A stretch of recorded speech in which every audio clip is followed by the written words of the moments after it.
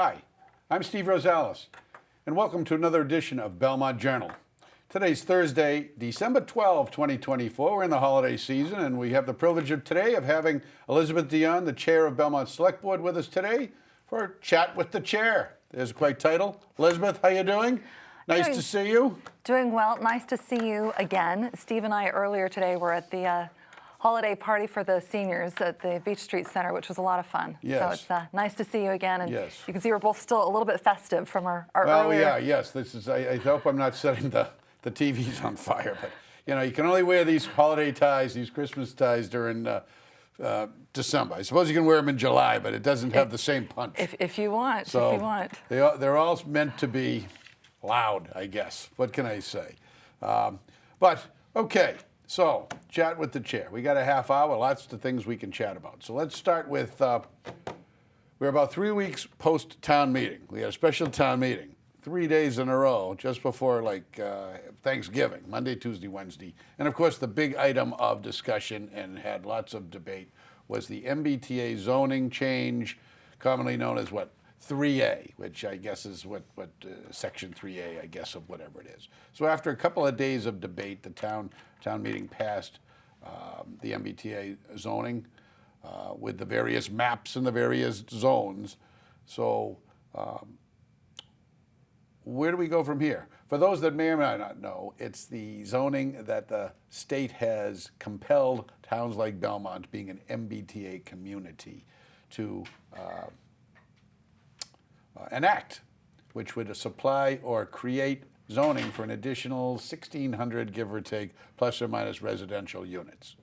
Correct? Correct. So it's been passed, so what happens now? Well, let's step back. And I first of all want to say that Belmont passed its map with the widest margin of victory in Massachusetts. So I'm really proud of the fact that despite the reality that this is contentious, it's difficult, it will change the town, that there was a 2-year process leading up to this vote. And I think the fact that the vote was so overwhelmingly in favor of the final map is really a tribute to the planning board, to the MBTA advisory committee, to the select board, to the warrant committee, to everybody else who weighed in on, and the many members of the public who followed this closely.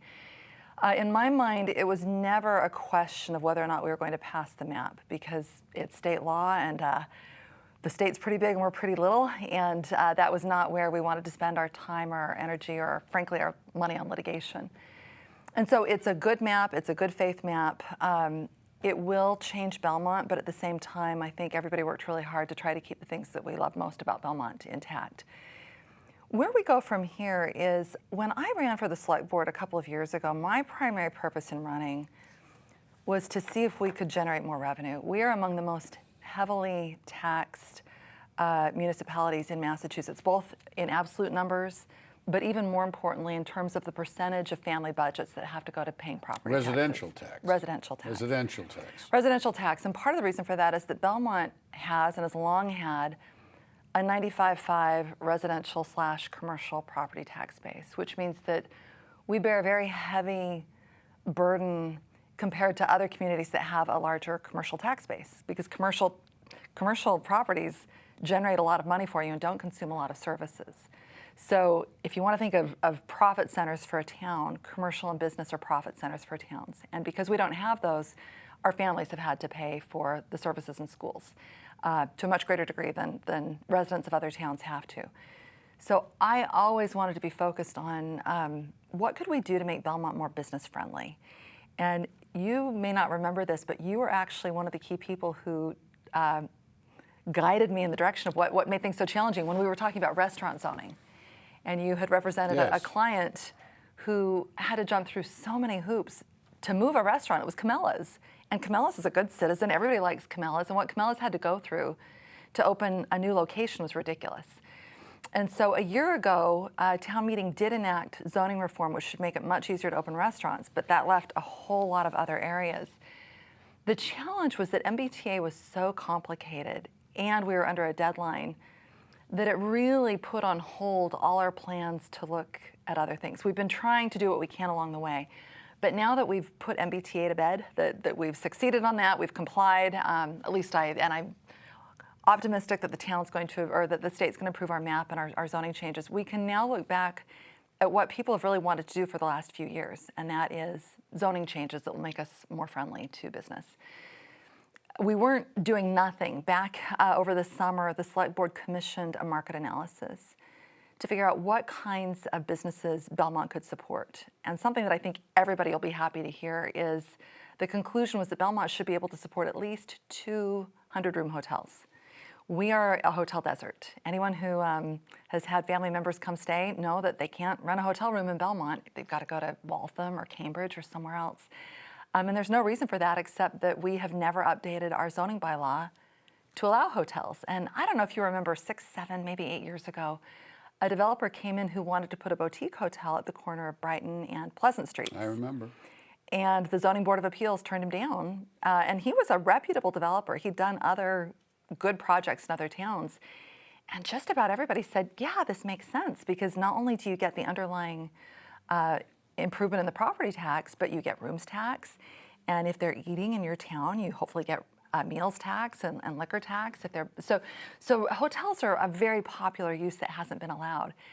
And I kind of naively thought, oh, can't we just change the use table? And it's really more complicated than that. But now, again, we did this study by a firm called RKG, and hotels are one of the things they identified. Interestingly, another area where we could really have a lot more square footage is retail, which I hadn't really thought, because we are concerned about retail space not being rented out. And I'll get to that in a minute. But it turns out we have what's called a lot of leakage, where Belmont residents go to other towns to spend their money. We'd like to keep them in town and hopefully start luring people from other towns to come to our business centers or our shopping centers. So retail is a possibility. An area that could conceivably make the town a lot of money, but it's depressed right now, is office space, and particularly biotechnology office space. It's way overbuilt. But that doesn't mean that maybe in 5 or 10 years, if we plan properly, something like that couldn't be here as well. So we need to be thinking short-term, mid-term, long-term. Short-term changes, 2 other things that we're doing, and I'm very excited about this.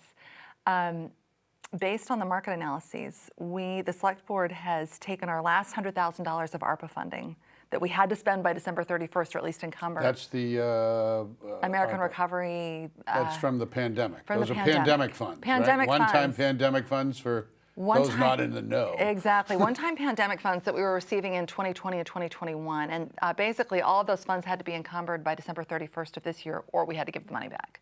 We don't want to give the money back. No money, no givesy backsies, as my kids used to say. And we did spend quite a bit of ARPA funding after the override failed. The override request in 2021 failed. We spent quite a bit of that on operating expenses, which most other towns didn't do. But we were really adamant that in terms of funding that was still left to us, especially after the passage of the override in April, that money really needed to be invested in Belmont. And so about $50,000 is going toward planning an overlay district in Leonard Street, Belmont Center. The reason that's important, remember I said I'd come back to the topic of retail? Mm-hmm. People go to Belmont Center and say, hey, it doesn't look like we need retail. We've got empty storefronts there. But the real problem that we've got is the Bank of America building and the CVS building, which are 2 really big buildings, don't make sense to redevelop on their current footprints. But if we allow them to go up a story or 2.5 stories, suddenly that becomes a really compelling development proposition for somebody. And so if we look at Leonard Street in general, and the Claflin lot behind, the municipal light building that's right by the train tracks, and I'd like to maybe include a little strip of Concord Avenue on the other side past the post office where those 2 office buildings are. If we do some really thoughtful zoning there that makes it really appealing for a developer to come in, I think we could do some really fun and exciting things with Belmont Center, where it retains this really charming feel, because it is a charming street. You don't want to ruin that. You want to retain that. But if we could maybe allow some high-end residential over retail, suddenly you have people who are there. It becomes a walking community. There are enough retail options that people want to go there. It becomes a destination. So I'm excited to see what happens with the plans for Belmont Center. And again, the goal is to keep what is lovely about it, but make it more.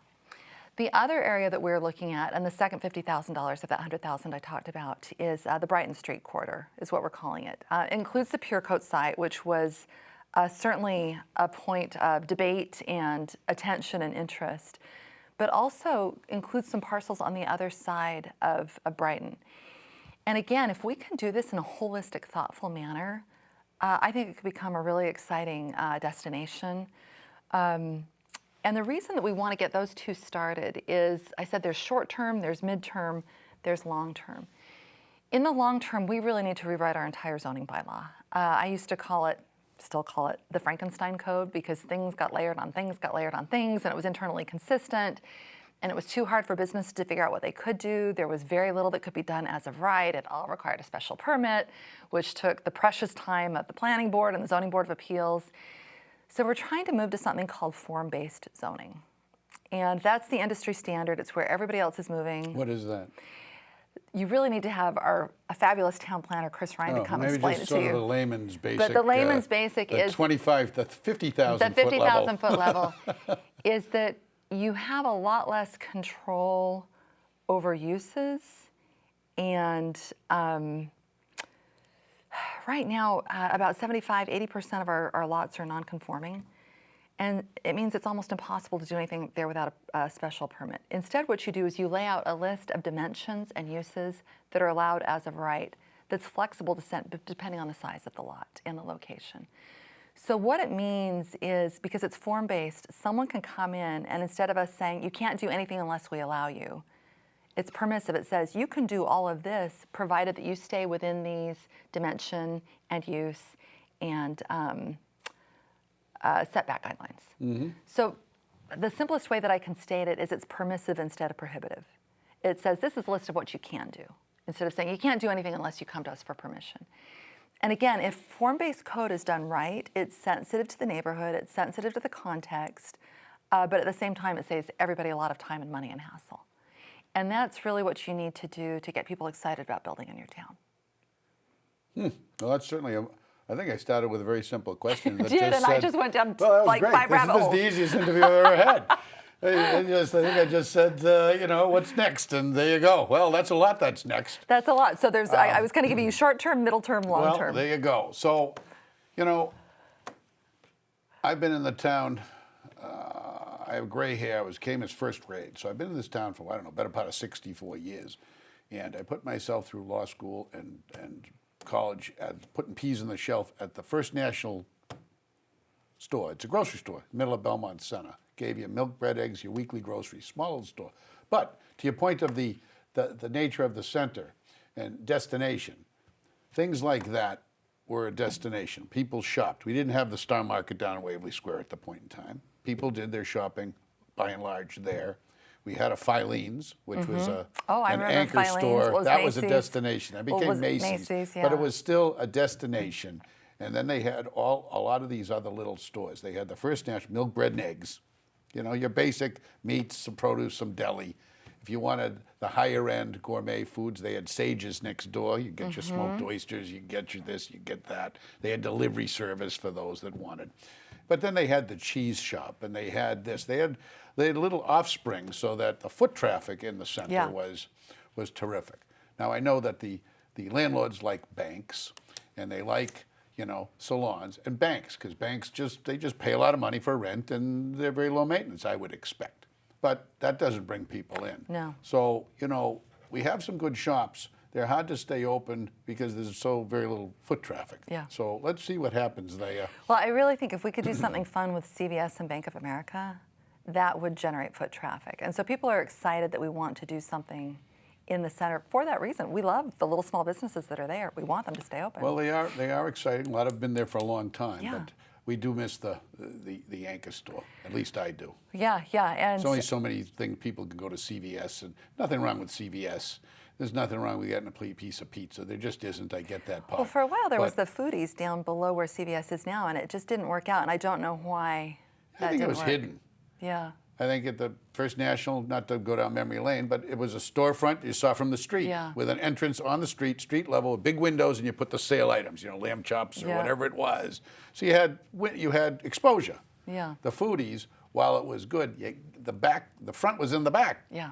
Where you go down the elevator. So this isn't New York City. You don't go up and down the elevators to the food stores. And I think a lot of people just didn't know it was there. I live like 200 yards away from it, and I never thought when I wanted to go get something, I would go to the store. I never even thought of it. Well, so just something that I think it's important for the public to understand is we can zone, we can't mandate. We've got to let the market decide what's going to go there. You don't own the buildings either. Yeah, so, yeah, exactly.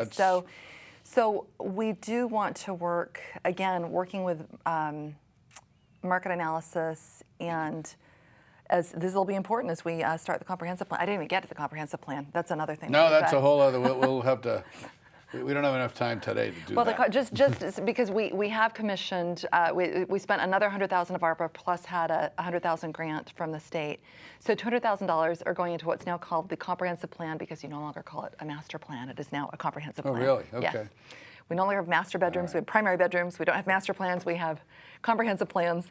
And forgive my eye roll, but so we had a function at the senior center, holiday luncheon, I guess, usually for the luncheon people and those that do, and some staff and people around town.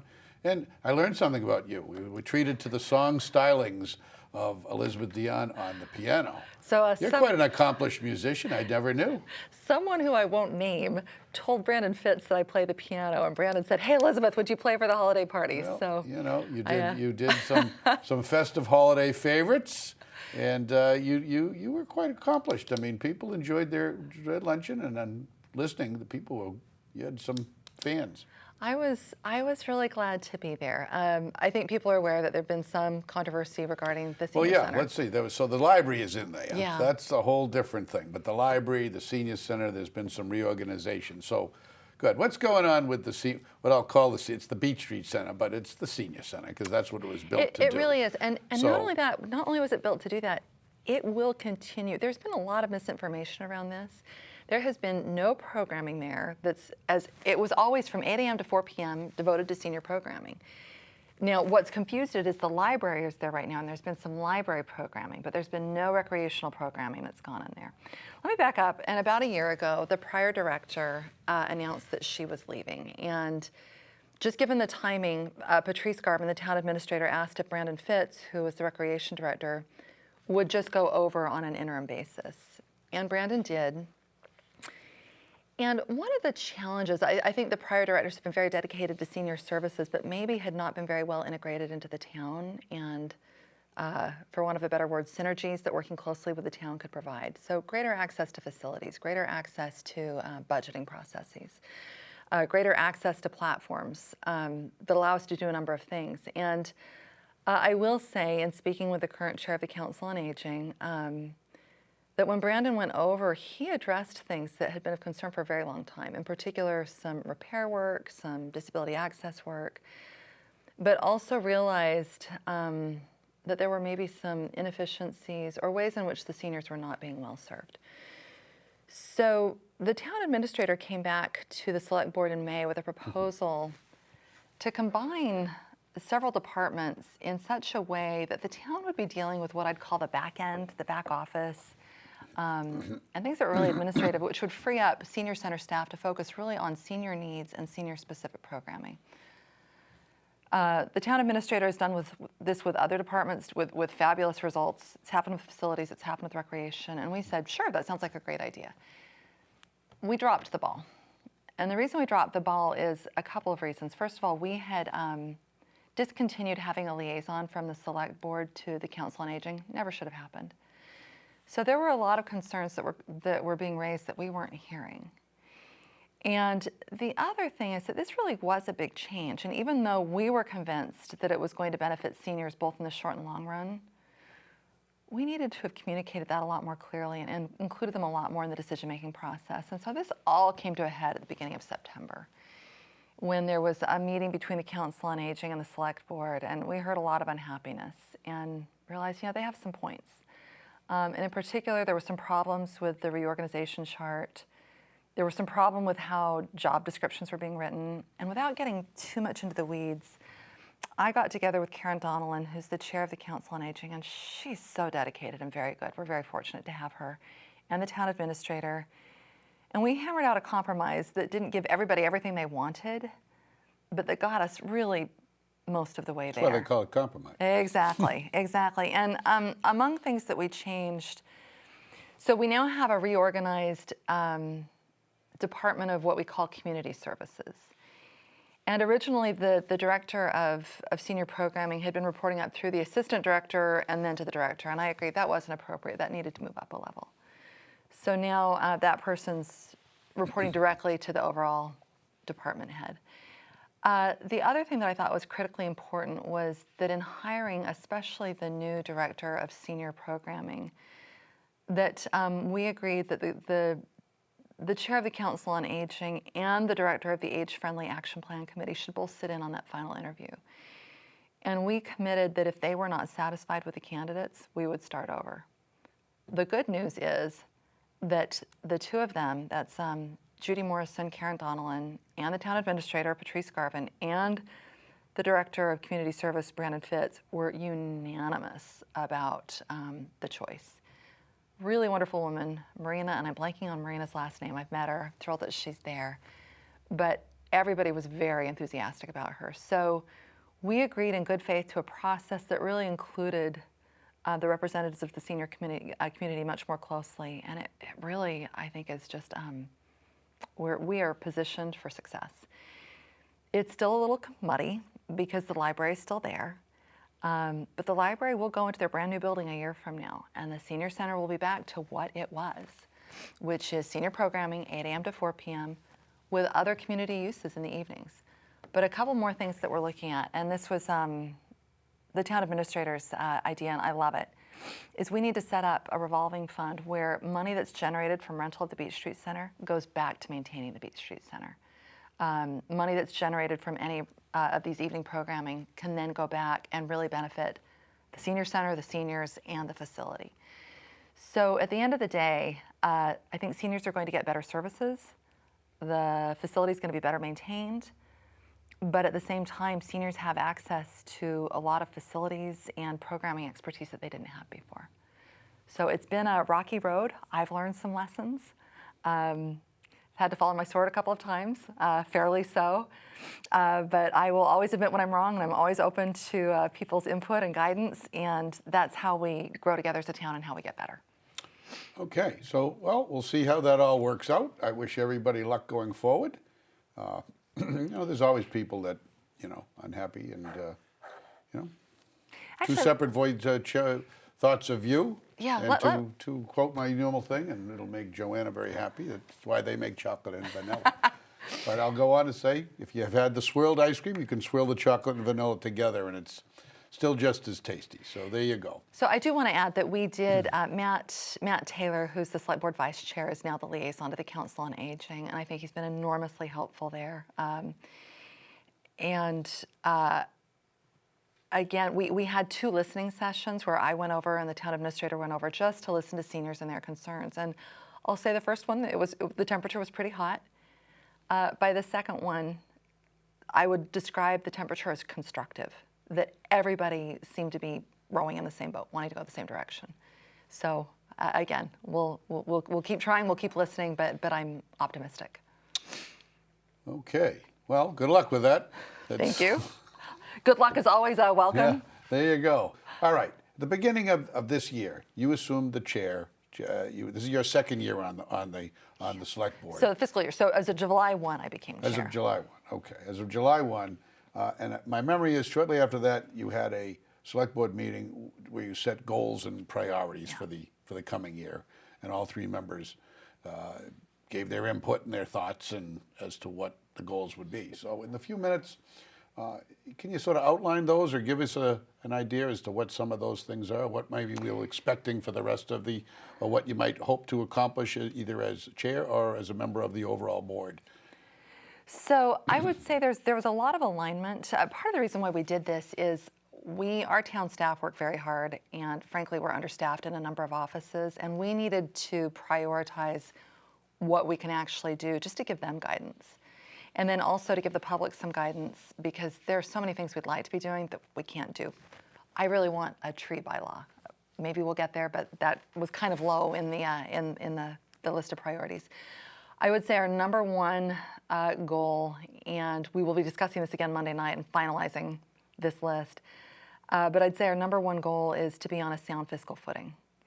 And that includes economic development, as I've spoken about previously, but it also includes having a unified budget process, very transparent budget goals and procedures.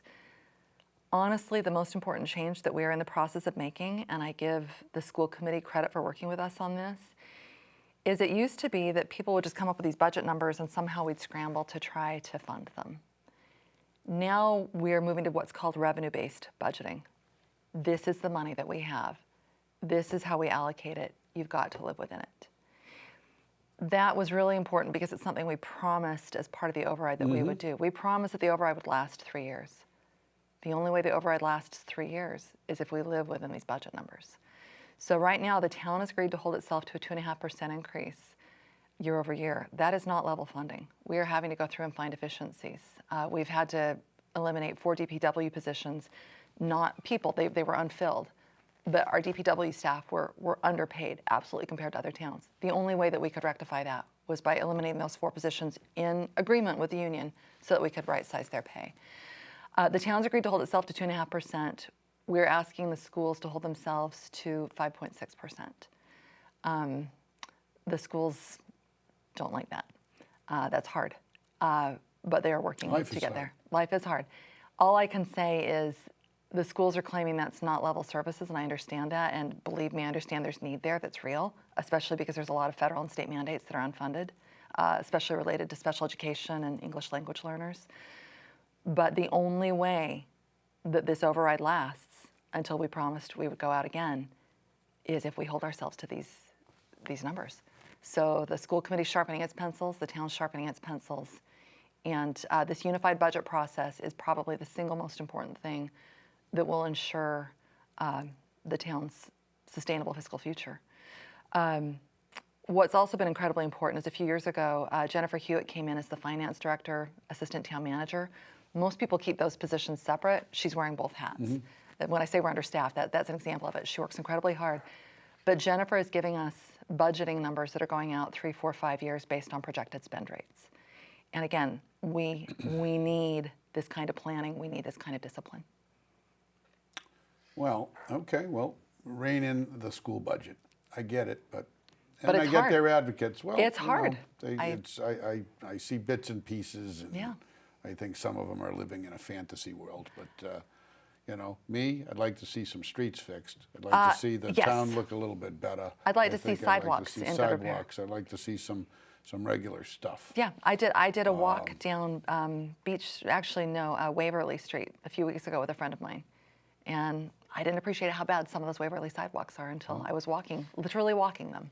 So, well, anyway, so we have like 1 minute. So, any final message? Let's go. It's the holiday season. Let's put all budget talk aside. The final message. This actually comes out of budget talk. We had budget meetings with department heads last week. I am really optimistic. We have top-rate talent in the town right now. Whether it's our new hire, Chris McClure in information technology and innovation, Chris Ryan in the Department of Planning has been with us just a little year and a half. Jennifer Hewitt as finance director, Leslie Davidson as the treasurer, Donna Tuccinardi as the accountant. I'm missing a whole bunch of people, but person after person came in. Their attitude is can-do. Their attitude is cooperative. It is exciting to see. Belmont's punching above its weight in terms of town talent, and I'm excited about our future. Well, that's terrific. Well, good luck for that. Happy Thank you. holidays to you. Happy holidays to you, too. This is Steve Rosales. You've been watching Chat with the Chair, Elizabeth Dionne, Chair of the Select Board.